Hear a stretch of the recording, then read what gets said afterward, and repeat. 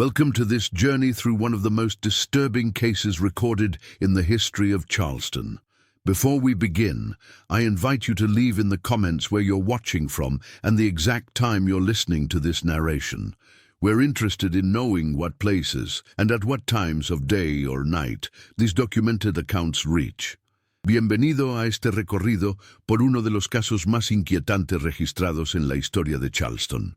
Antes de iniciar, te invito a dejar en los comentarios desde dónde nos estás viendo y la hora exacta en la que escuchas esta narración. Nos interesa saber hasta qué lugares y en qué momentos del día o de la noche llegan estos relatos documentados.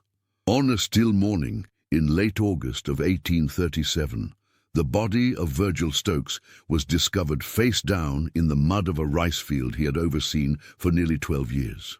The Plantation, located 15 miles northwest of Charleston along the Ashley River, had been the site of his tyrannical rule since 1825. The plantation owner, William Middleton, a distant cousin of the prominent Middleton family, had been away in Charleston, attending to business matters, when the overseer's body was found by field hands preparing for the day's harvest. What made the discovery particularly unsettling was not merely the death itself, but the peculiar position and state of the body. Stokes lay spread-eagled, as if pinned to the earth by invisible forces, his back bearing marks that resembled the same pattern of lashing he had so frequently inflicted upon those under his command. His riding crop, an instrument of his cruelty, was found forced down his throat nearly to the handle. The official report filed by the local magistrate recorded it simply as an unfortunate accident, suggesting Stokes had fallen from his horse while inspecting the fields at night and somehow suffocated in the mud. But the Charleston Mercury published a small notice that hinted at something far more sinister. Death comes to all men, but rarely with such poetic symmetry. The piece was quickly retracted in the following day's edition. Nearly 130 years would pass before anyone would seriously investigate what truly happened that August night, when Virgil Stokes met his end in the same fields where he had ruled with unchecked brutality. I first learned of the Stokes case while researching plantation management records in the Charleston County Archives in 1967. What began as routine academic research into agricultural practices of antebellum South Carolina quickly evolved into something darker, more compelling. Among the dusty ledgers and correspondence, I discovered a thin folder containing a collection of letters between William Middleton and various associates regarding the management of his Ashley River plantation. Most were mundane: crop reports, equipment purchases, market prices, but several letters exchanged in the months leading to Stokes' death painted a disturbing portrait of a man whose cruelty had exceeded even the brutal standards of the time. In one letter, dated May 10, 1837, Middleton wrote to his cousin Edward, "Stokes continues to deliver excellent yields, though I grow increasingly concerned by reports of his methods. While I cannot deny his efficiency, I question whether the damage he inflicts might eventually diminish the value of my property." Another letter, this one from a neighboring plantation owner named James Lawrence, warned Middleton, "Your man Stokes has developed a reputation that extends well beyond your boundaries. I strongly advise caution, as such men often inspire the sort of resentment that can spread like contagion across property lines." These initial documents led me to seek out other records: county death registries, church burial records, newspaper archives, and court documents. I also located the diary of Sarah Huger, wife of a nearby plantation owner, who made brief but telling references to Stokes in her private writings.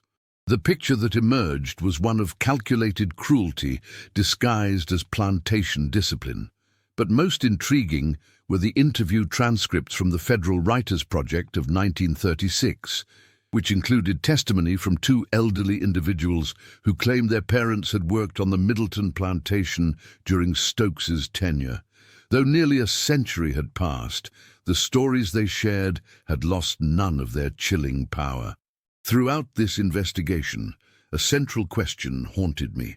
What happened on that August night, and why had so many gone to such lengths to obscure the truth?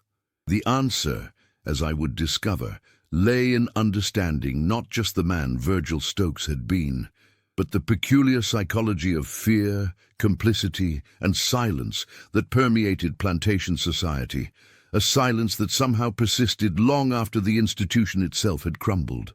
The Middleton Plantation, known locally as River Oak, comprised 800 acres of prime agricultural land, with 300 acres dedicated to rice cultivation. The main house stood on a gentle rise overlooking the Ashley River, a two-story white-clapboard structure with 6 columns supporting a modest portico. Unlike the more opulent mansions found closer to Charleston, River Oak's main house was primarily functional, reflecting William Middleton's practical nature and frequent absence. He spent most months in Charleston attending to his shipping business, visiting the plantation only during planting and harvest seasons. This absenteeism was common among plantation owners of the period, creating the conditions for overseers like Stokes to establish near-absolute authority over daily operations.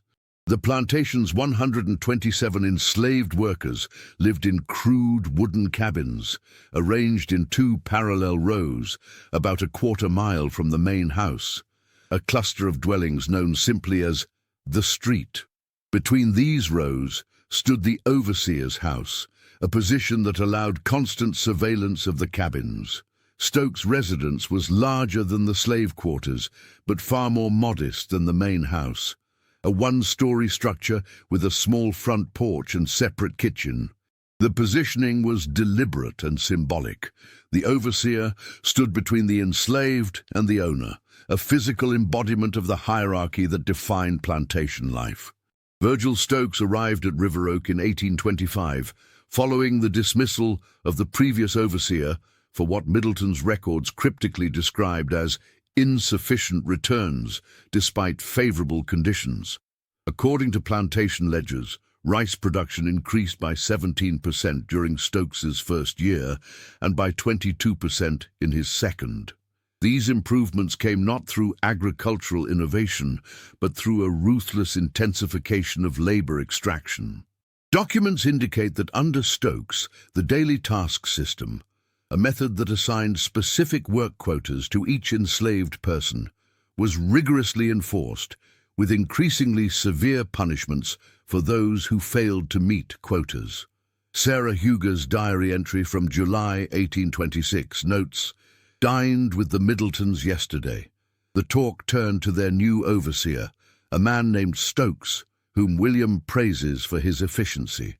Caroline seemed less enthusiastic, mentioning the increase in runaways since his arrival.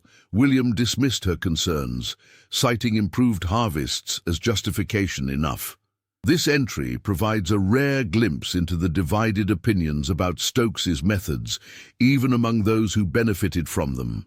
According to tax records and census documents, Virgil Stokes was born in 1802 in Abbeville County, South Carolina, to Thomas Stokes, a moderately successful tobacco farmer, and his wife Mary.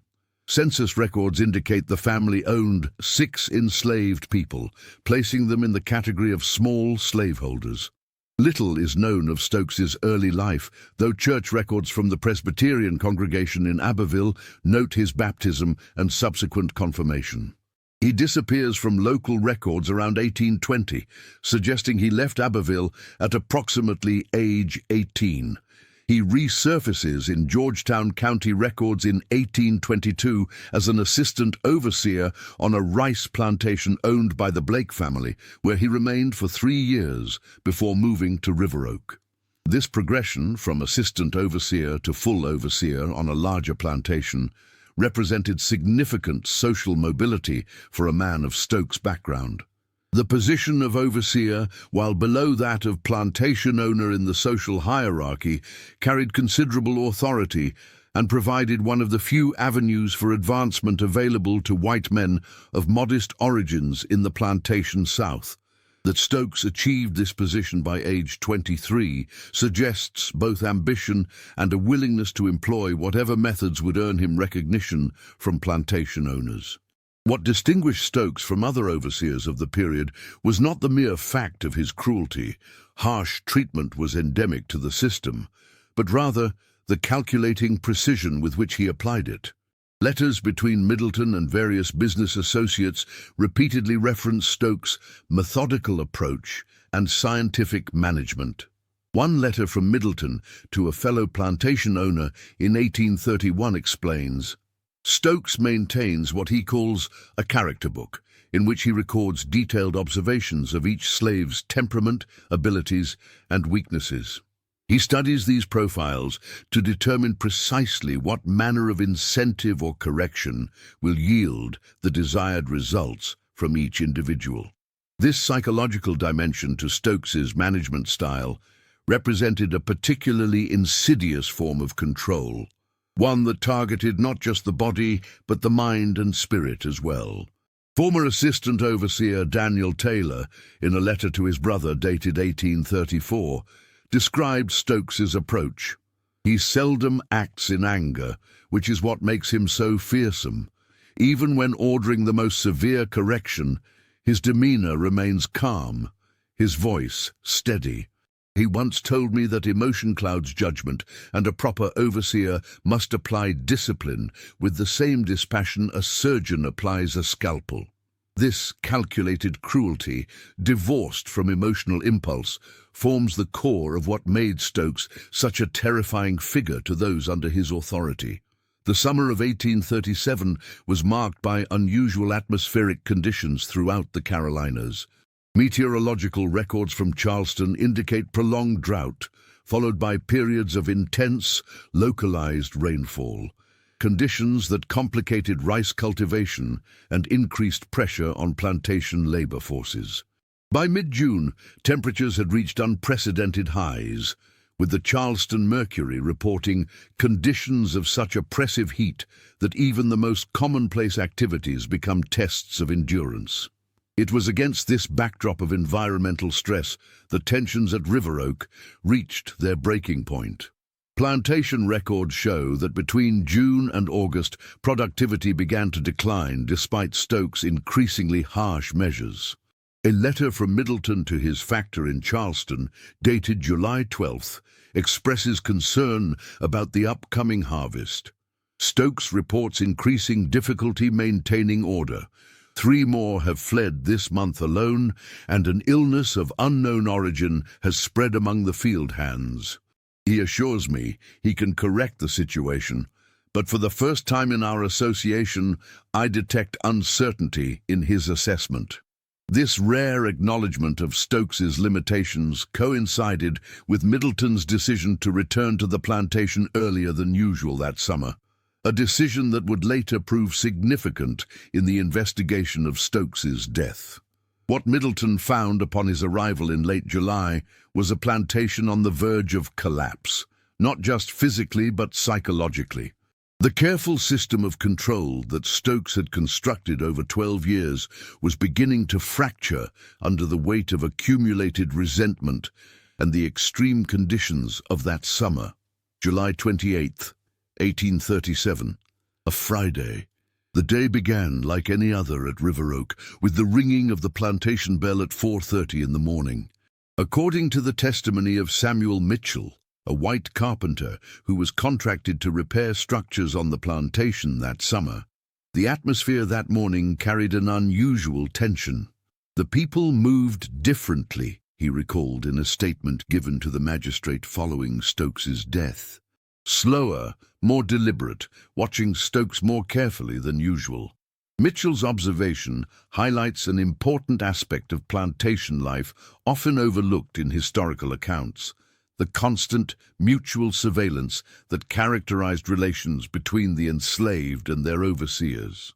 Just as Stokes watched those under his authority for signs of resistance or disobedience, they in turn studied him, learning to read subtle shifts in his mood or intentions as a matter of survival.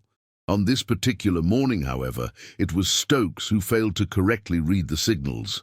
Mitchell reported that around 10 o'clock, Stokes ordered one of the field hands, a man identified in plantation records only as Thomas, to be publicly whipped for allegedly sabotaging irrigation equipment. What made this incident different from countless others was that William Middleton was present on the plantation that day, observing from the portico of the main house. According to Mitchell's account, Thomas denied the accusation, something that rarely occurred in Stokes's presence. Even more unusual, several others stepped forward to corroborate Thomas's claim that the equipment had failed due to normal wear, not sabotage. Stokes, perhaps feeling his authority challenged in front of Middleton, proceeded with the punishment anyway. Mitchell described what happened next. "Mr." Middleton called out from the porch, telling Stokes that 20 lashes would suffice rather than the 40 Stokes had ordered. Something passed across Stokes's face then, a look I'd never seen before. He acknowledged the instruction, but continued past 20 lashes, reaching 30 before Mr. Middleton descended from the porch and physically intervened. The tension between them was palpable, though both men maintained composure in front of the assembled workers. This public undermining of Stokes's authority represented a significant rupture in the power structure of the plantation. In the carefully calibrated hierarchy of plantation society, such contradictions between owner and overseer were typically handled privately to maintain the illusion of unified white authority. That Middleton chose to intervene publicly suggests the severity of the situation and his growing concern about Stokes' methods. Later that evening, according to kitchen worker Martha's testimony in the Federal Writers' Project interviews, Stokes and Middleton had a heated discussion in the overseer's house. Though she could not hear the specific content of their conversation, she reported that their voices were raised and that Stokes left the house afterward, walking stiff-like toward the fields, carrying his ledger book and riding crop. Middleton departed the plantation the following morning, returning to Charleston on what plantation records describe as urgent business matters. He left instructions for Stokes regarding harvest preparations and indicated he would return in 2 weeks. Whether this departure was planned or represented Middleton's attempt to distance himself from the escalating tensions remains unclear. What is certain is that in the days following Middleton's departure, Stokes's behavior grew increasingly erratic. Multiple accounts describe him performing inspections at unusual hours, appearing suddenly in the fields or at the cabins in the middle of the night. Samuel Mitchell reported that Stokes began carrying a pistol in addition to his usual riding crop, something he had not done previously. The atmosphere of surveillance intensified, with Stokes seeming to trust no one. He dismissed his house servant, a man named James, who had worked in that capacity for 8 years, reassigning him to field labor without explanation. This period of escalating paranoia continued for approximately 2 weeks, culminating in the events of August 10th.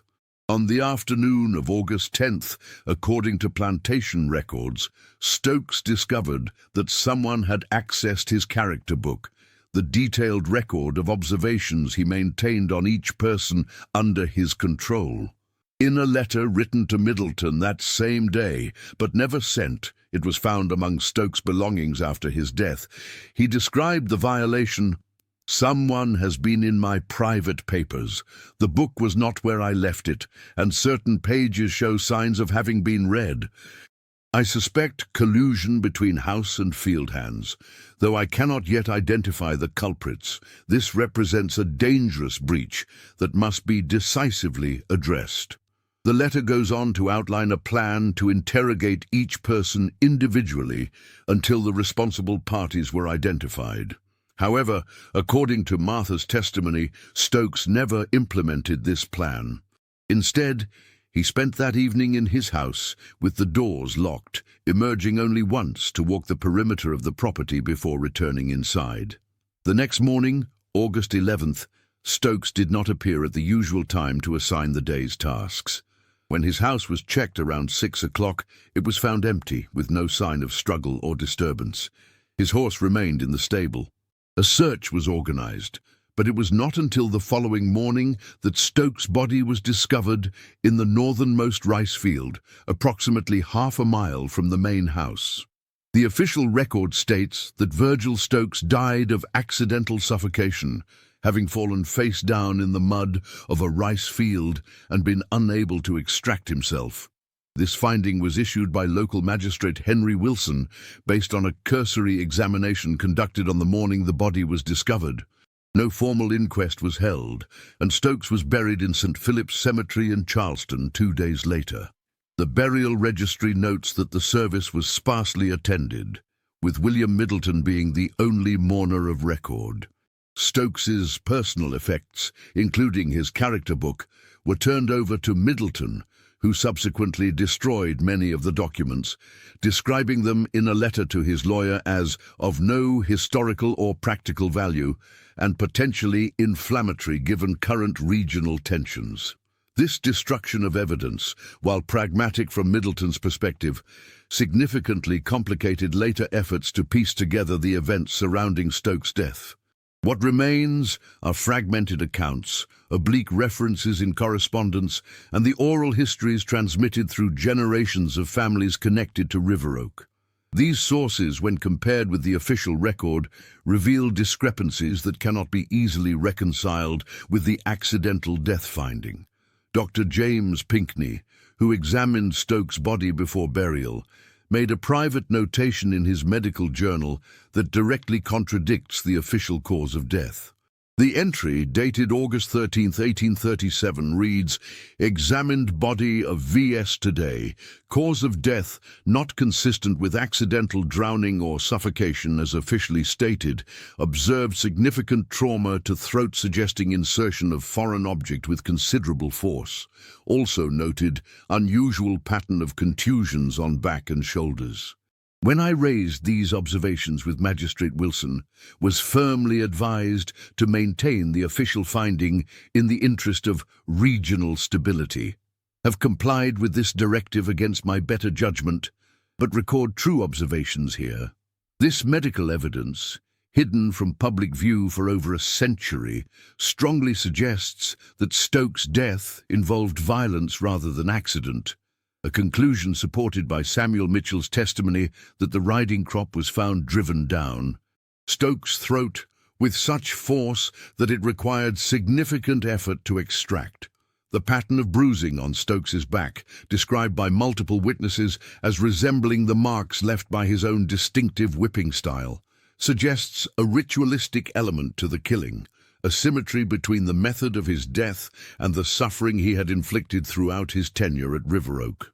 The question of who killed Virgil Stokes is complicated by the conspiracy of silence that surrounded the event. No individual was ever officially accused of the crime, and Plantation records show that no one fled River Oak in the aftermath, a fact that itself raises questions, as escape would have been the logical response for anyone fearing accusation. This collective silence, maintained by both the enslaved community and white authorities, suggests a shared interest in allowing the official narrative of accidental death to stand unchallenged. For Middleton and other plantation owners, acknowledging that an overseer had been killed by those he supervised would raise alarming questions about the stability of the entire system. For the enslaved community, silence offered protection against the indiscriminate retribution that often followed any act of resistance. The resulting documentation gap has led some historians to suggest that Stokes's death represented not an individual act, but a collective one, a community enforcement of boundaries that had been repeatedly transgressed. This theory is supported by the physically demanding nature of the killing.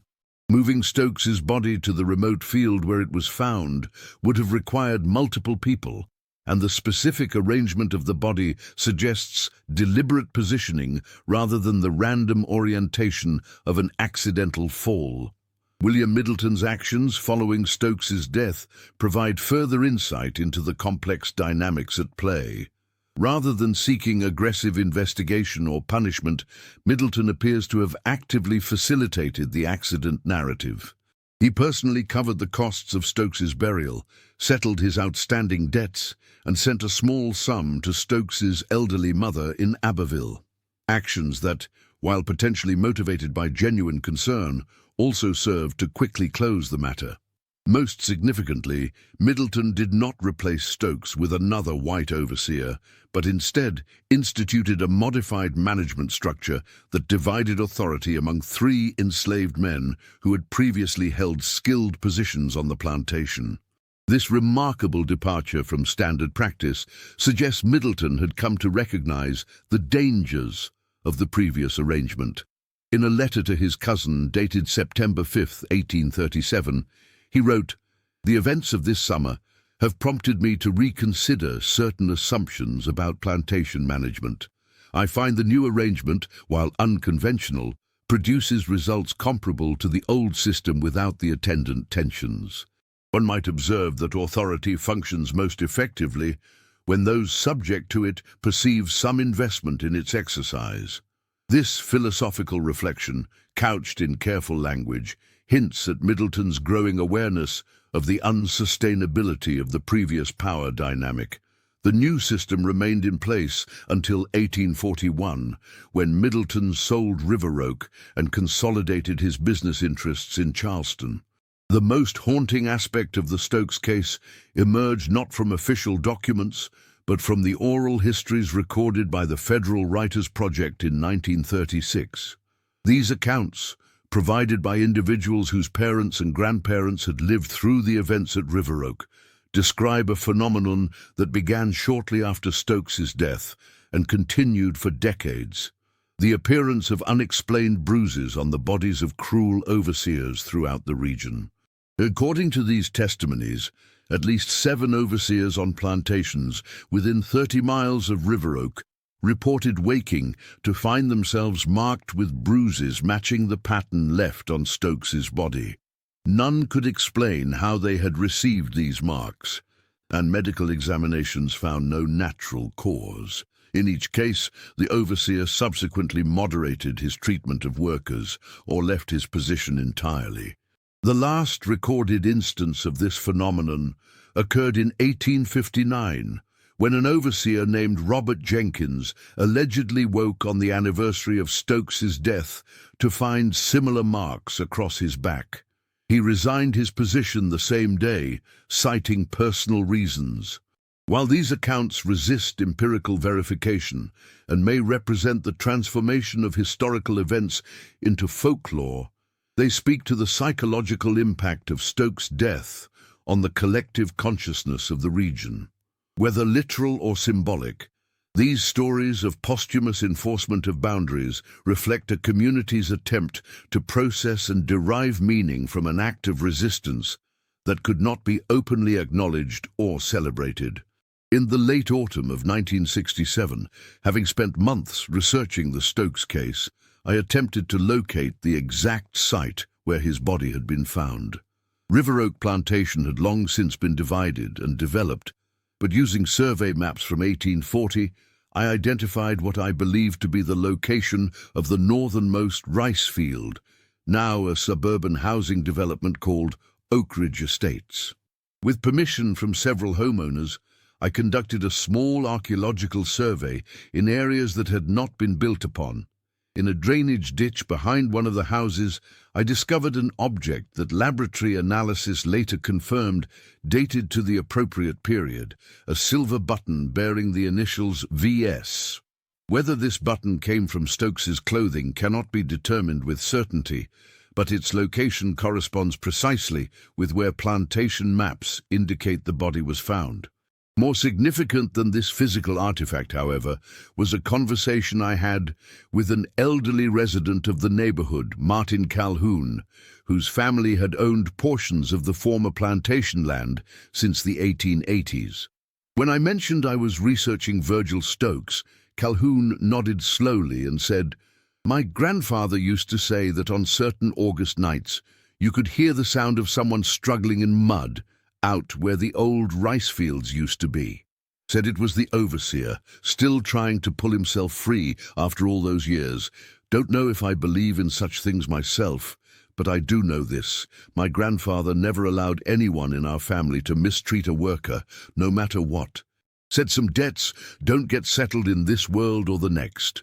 This modern echo of the Stokes legacy demonstrates how certain events reverberate through generations, shaping attitudes and behaviors long after the direct participants have passed from the scene. The Stokes case remains officially unsolved, the truth of his death obscured by the same code of silence that governed so many aspects of plantation society. What can be stated with reasonable certainty is that his death represented not a random act of violence, but a calculated response to a pattern of cruelty that had exceeded even the harsh standards of the time. That this response came through collective action rather than individual resistance speaks to the complex strategies of survival and resistance developed within enslaved communities.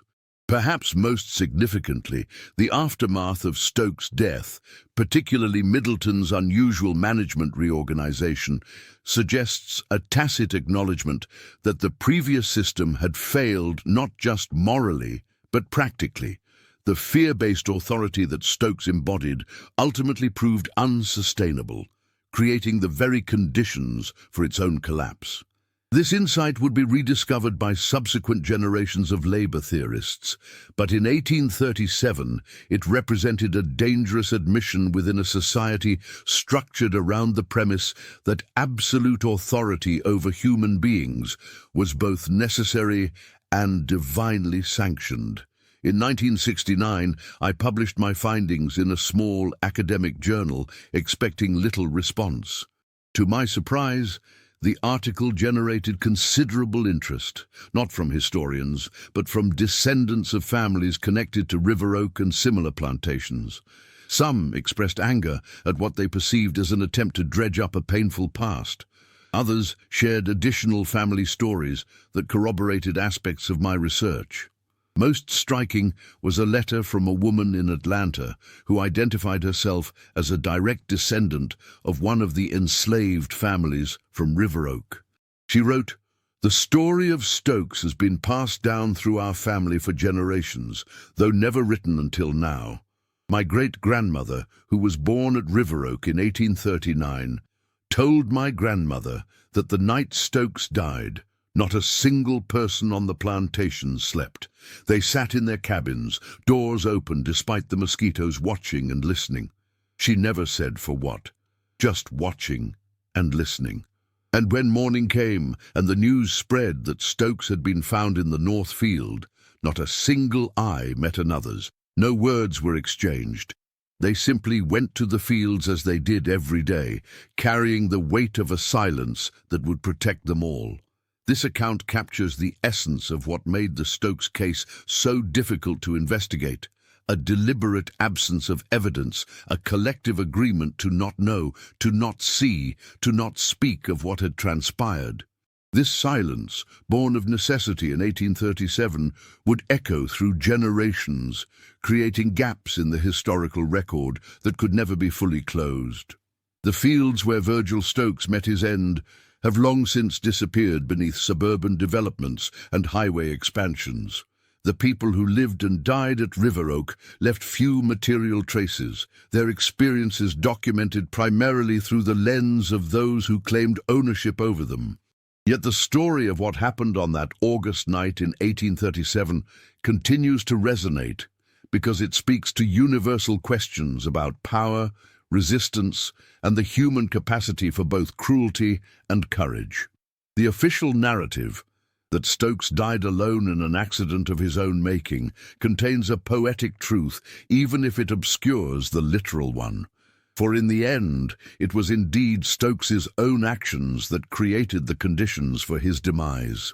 The system of control he had so carefully constructed, based on fear and psychological manipulation, ultimately generated a response that the system itself could neither anticipate nor contain. In this sense, perhaps the most accurate epitaph for Virgil Stokes was the one briefly published and quickly retracted by the Charleston Mercury. Death comes to all men, but rarely with such poetic symmetry. The symmetry lay not just in the physical parallels between how Stokes lived and died, but in the larger moral equation that his death seemed to balance, an equation written in the complex language of human dignity and its systematic denial. As this investigation draws to a close, I am left with the conviction that some historical events resist definitive explanation, not because evidence is lacking, but because the truth they contain is distributed across multiple perspectives, each partial, each filtered through the necessities of survival in systems designed to silence certain voices. The death of Virgil Stokes represents such an event, a moment when the carefully maintained facade of plantation order briefly fractured, revealing the unstable foundation upon which it rested. That this fracture was quickly repaired in official records speaks not to its insignificance, but to its profound threat to the surrounding social order. For if an overseer could be held accountable for his cruelty by those over whom he claimed absolute authority, what other inversions of power might be possible? This question, left unspoken in 1837, would find its answer in the larger historical transformations of the decades that followed. Today, the suburban homes that stand on River Oaks former Fields House families who likely give little thought to what transpired beneath their foundations nearly 2 centuries ago. But in archives and family histories, in folklore and fragmentary documents, the echoes of that August night remain, reminding us that even in systems designed to erase human agency, the fundamental drive toward justice finds expression, leaving traces for those willing to listen across the silences of history. In the decades following my initial research into the Stokes case, I continued to receive correspondence from individuals connected to River Oak and similar plantations throughout the Carolinas. Each letter added another fragment to the mosaic, another perspective on events that official history had deemed unworthy of preservation. Among the most compelling was a package I received in 1973 from the great-granddaughter of Samuel Mitchell, the white carpenter who had witnessed the confrontation between Middleton and Stokes. The package contained a small leather-bound journal that had belonged to Mitchell, discovered among family papers during a home renovation. Most entries concerned mundane matters, construction projects, financial accounts, weather observations, but several pages had been dedicated to his time at River Oak in the summer of 1837. Mitchell's account of the days immediately preceding Stokes' death provides details absent from other sources. He describes how on August 9th, the day before Stokes discovered his character book had been accessed, a strange incident occurred involving a field hand named Daniel. According to Mitchell, Daniel was known for his exceptional memory and literacy, skills he had acquired in secret despite prohibitions against teaching enslaved people to read. Mitchell writes, "Observed peculiar interaction between Stokes and Daniel today. S. summoned Daniel to overseer's house while I was repairing a window frame.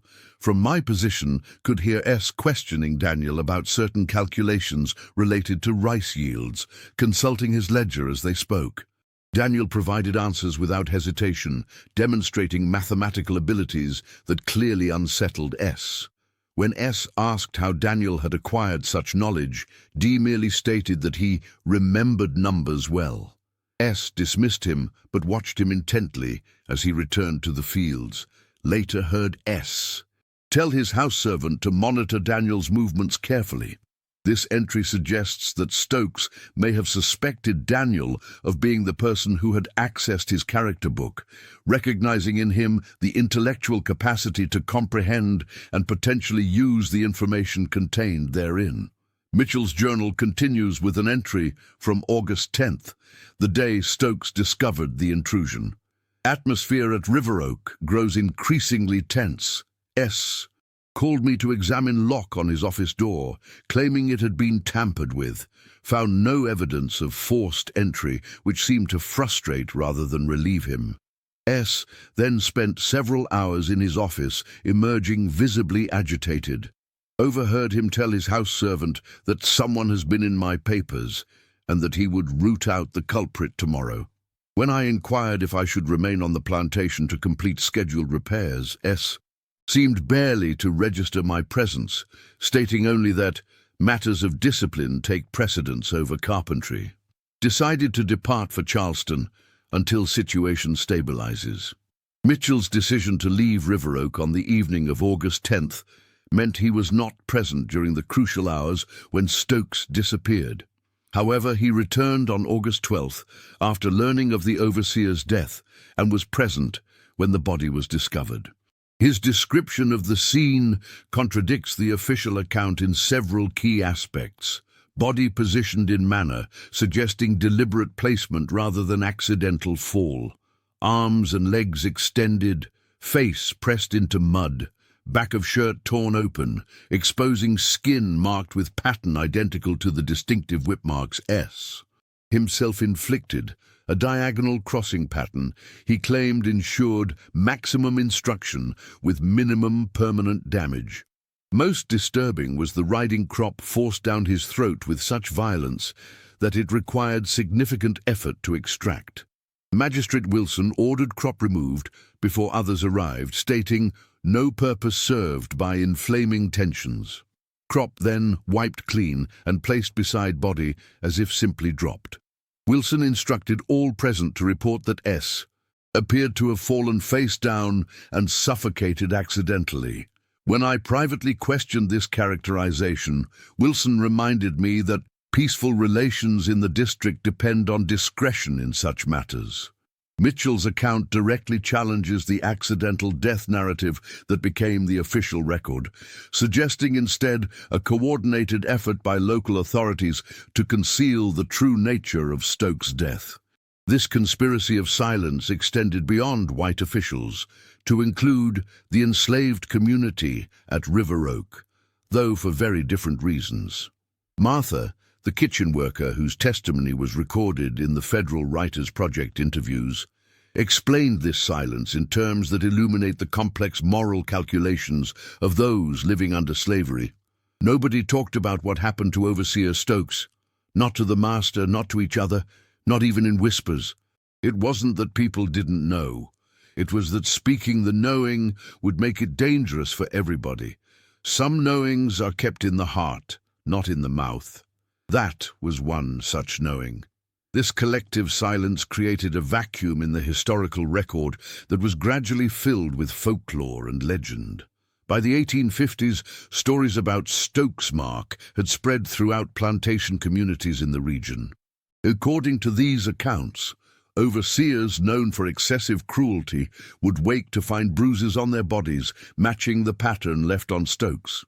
Whether these stories represented actual events, psychosomatic manifestations of guilt, or purely symbolic narratives designed to establish boundaries on overseer behavior remains unclear.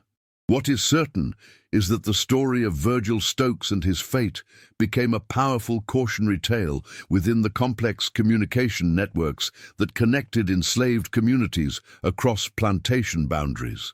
William Middleton's behavior following Stokes' death suggests he understood more about the situation than he officially acknowledged. His decision to reorganize River Oak's management structure rather than hire another white overseer represented a significant deviation from standard practice. Plantation records indicate that following Stokes' death, Middleton divided supervisory authority among 3 enslaved men who had previously held skilled positions: Daniel, the mathematically gifted field hand whom Stokes had suspected; James, the former house servant whom Stokes had reassigned to field labor; and an older man named Joseph who had worked as the plantation carpenter. This arrangement, which Middleton described in correspondence as experimental, allowed him to maintain production levels without reintroducing the tensions that had characterized Stokes's tenure. More telling than this practical reorganization was Middleton's decision to destroy Stokes's character book and personal papers. In a letter to his lawyer dated September 3, 1837, Middleton wrote, "Have disposed of S.'s documents as advised. While certain materials might have proven useful from a management perspective, their continued existence posed greater risks than benefits. The methods detailed therein, while effective in the short term, ultimately undermined the very stability they were meant to ensure. I have come to believe that knowledge of another's inner thoughts and fears, when used as an instrument of control rather than understanding, corrupts not only the subject, but the wielder. This philosophical reflection, unusual in business correspondence of the period, suggests Middleton had been profoundly affected by the events at River Oak, perhaps recognizing his own complicity in creating the conditions that led to Stokes' death. The aftermath of the Stokes case extended far beyond River Oak itself. Neighboring plantation owners, aware of the circumstances despite the official narrative, modified their own management practices in subtle but significant ways. Correspondence between planters in the months following Stokes' death reveals an increased concern with what one letter termed the maintenance of appropriate boundaries in discipline.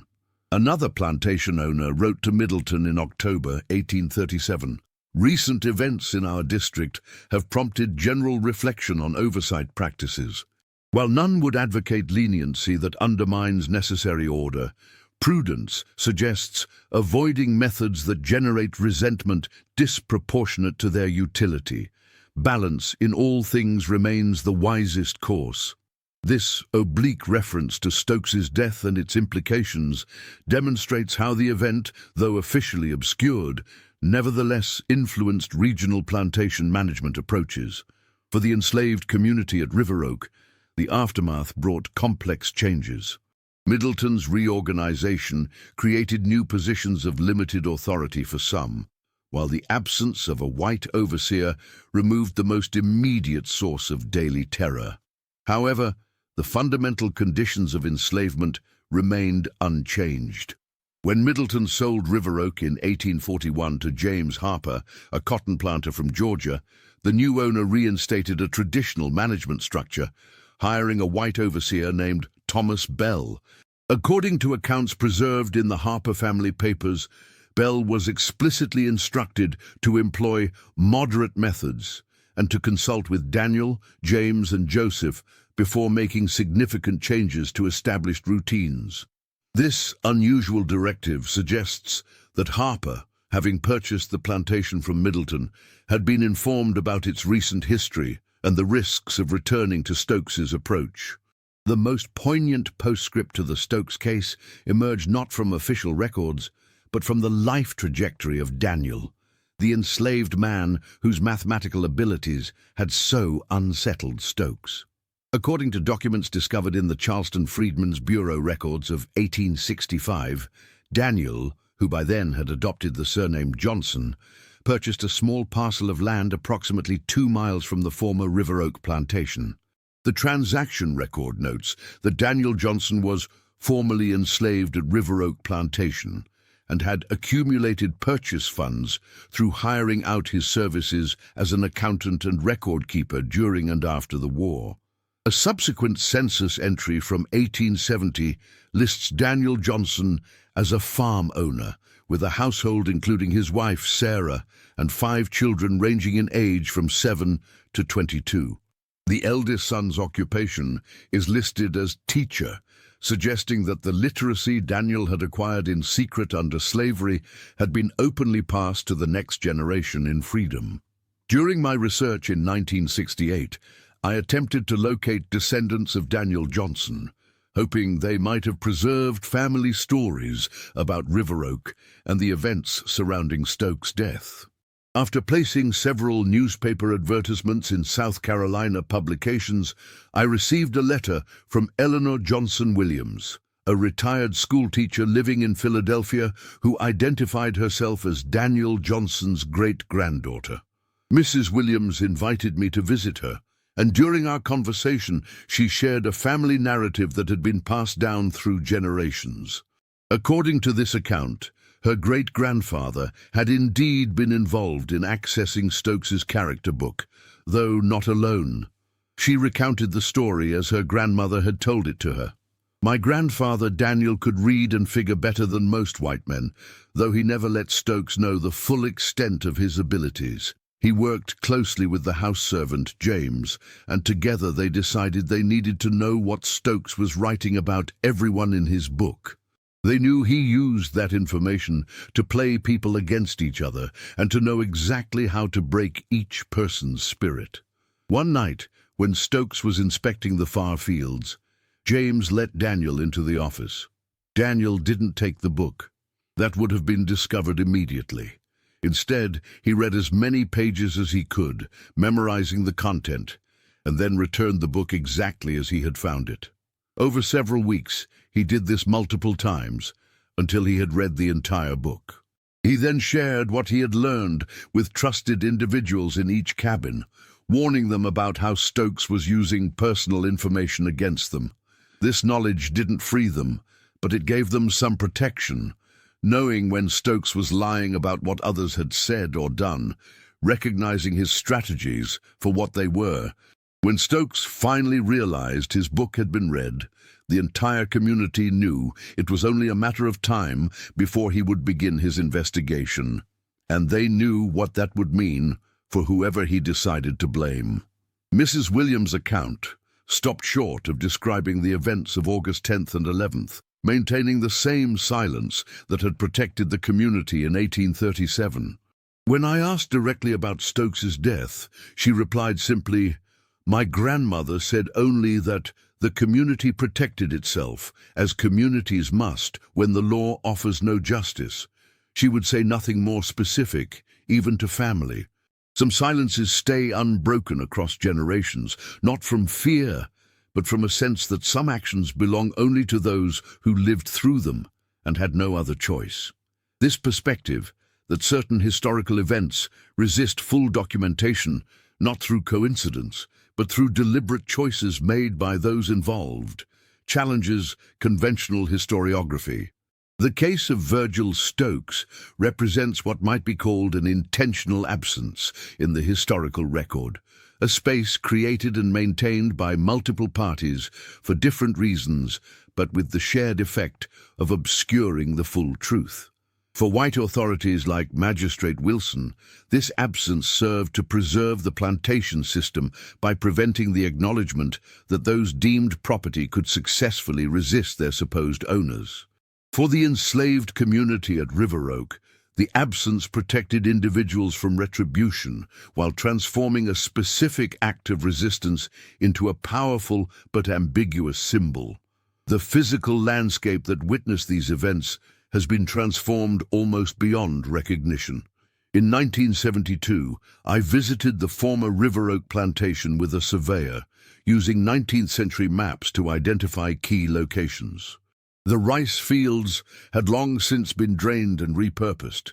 The main house had burned in 1915 and been replaced by a modern residence. The overseer's house and slave cabins had disappeared without trace.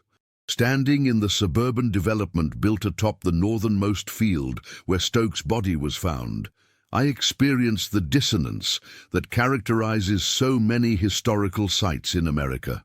Places where consequential human dramas played out on landscapes that have been repeatedly erased and rewritten.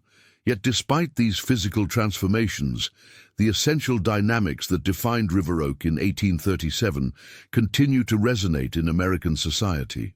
The abuse of authority, the psychology of control through fear, the moral calculations required of those under oppressive systems, and the question of how communities protect themselves when formal justice is unavailable, these themes remain disturbingly relevant.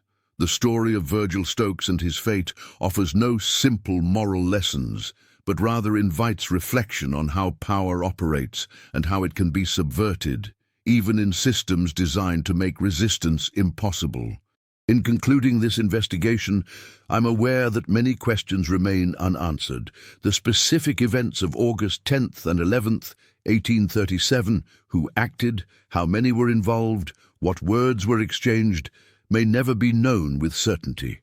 The deliberate gaps in the historical record, created by both oppressors and oppressed for their own purposes, resist definitive closure. Yet perhaps this very resistance to complete knowing contains its own significance. By maintaining certain silences, those who lived through these events asserted a kind of ownership over their experiences, refusing to allow their actions to be fully captured, categorized, and potentially misunderstood by those who had not walked their path. What remains beyond dispute is that on a sweltering August night in 1837, the carefully maintained order of River Oak Plantation was fundamentally disrupted. An overseer whose cruelty had become intolerable met a violent end in the same fields where he had wielded his authority. Those in power conspired to record this death as an accident, while those under power maintained a protective silence about their potential involvement. And in the aftermath, subtle but significant changes occurred in how authority was exercised, suggesting that even in a system as seemingly monolithic as plantation slavery, the boundary between acceptable and unacceptable treatment could be enforced from below when it was not respected from above. As the suburbs continue to expand across the former plantation lands of the Carolinas, as new houses are built atop soil that once absorbed the blood and sweat of enslaved laborers, the story of Virgil Stokes and River Oak Plantation fades further from living memory. Yet the psychological truths it embodies about power, resistance, complicity, and silence remain embedded in American society, influencing contemporary relationships in ways both acknowledged and unacknowledged. In this sense, the fields where Stokes ruled and died have never truly disappeared, but continue to exist as a psychological terrain that Americans of all backgrounds must navigate as they confront the complex legacies of their shared history. In the spring of 1969, shortly before completing my initial article on the Stokes case, I received a letter from an elderly man named James Harper, who identified himself as the grandson of the James Harper who had purchased River Oak from William Middleton in 1841. The letter contained a brief account that serves as perhaps the most fitting epilogue to this investigation. Harper wrote, "My grandfather spoke rarely of River Oak's history before he acquired it, but one statement he made has remained with me. When I was a young man preparing to take over management of our family properties, he advised me, 'Remember that every field has its own memory, even when those who worked it are gone. The land itself remembers what was done upon it, both the good and the ill, and it teaches this memory to those who work it next. So be mindful of what memories you create in your fields, for they will outlast you.'" I didn't understand his meaning then, but as I've grown older, I've come to believe he was speaking not just of agricultural practices, but of how we treat those under our authority. The true harvest of any field includes the human relationships cultivated there, and that harvest continues long after the last crop has been gathered. This perspective, that landscapes retain ethical memories that influence subsequent generations, offers a framework for understanding how the events at River Oak in 1837 continue to matter nearly 2 centuries later. The fields where Virgil Stokes met his end no longer grow rice. The people who lived and worked there have long since returned to dust. Yet the fundamental questions their story raises about the limits of authority, the human capacity for both cruelty and resistance, and the moral consequences of how we treat one another remain as urgent today as they were on that August night when an overseer disappeared and a community maintained its silence. In the complex ecology of historical memory, some events persist not because they are thoroughly documented, but precisely because they resist complete knowing, creating spaces where each generation must grapple anew with the ambiguities of power, justice, and human dignity that define our collective past.